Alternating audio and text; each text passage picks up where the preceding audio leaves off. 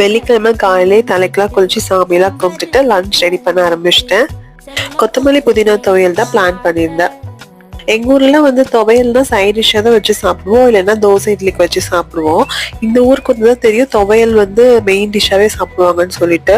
கொத்தமல்லி புதினா துவையல், கொள்ளு துவையல், அப்புறம் இது அதுன்னு ஏகப்பட்ட துவையல்லாம் வந்து மெயின் டிஷ்ஷாவே செஞ்சுருவாங்க. ஆனா இவ்வளோ ஈஸியா இருக்கே, குழம்புலாம் உட்காந்து மாங்குன்னு வைக்க வேண்டாம், வெறும் பருப்பு கடைஞ்சா இல்லைன்னா துவையல் வச்சா போதும், இங்க வந்து இப்படியே ஓட்டிடலாம் அப்படின்னு சொல்லி நானும் ஃபாலோ பண்ண ஆரம்பிச்சிட்டேன்.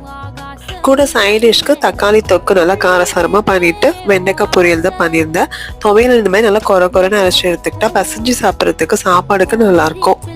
அப்படியே பாப்பாவுக்கு நல்லா நெய் ஊற்றி நல்லா பிசைஞ்சு லஞ்சில் பேக் பண்ணிவிட்டு நானும் உட்காந்து சாப்பிட ஆரம்பிச்சிட்டேன்.